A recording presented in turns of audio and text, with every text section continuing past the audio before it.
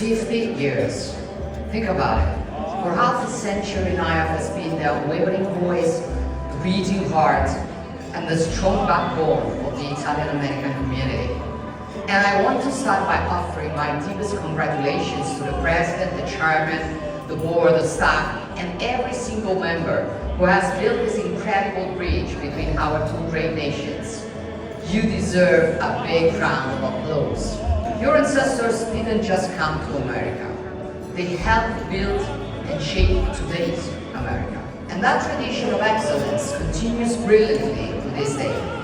Una delle missioni fondamentali è quella di essere un ponte tra l'Italia e gli Stati Uniti. Per questo motivo non vediamo l'ora di avvicinarci sempre di più alla nostra patria ancestrale e di starle accanto nei momenti di trionfo e in quelli di difficoltà.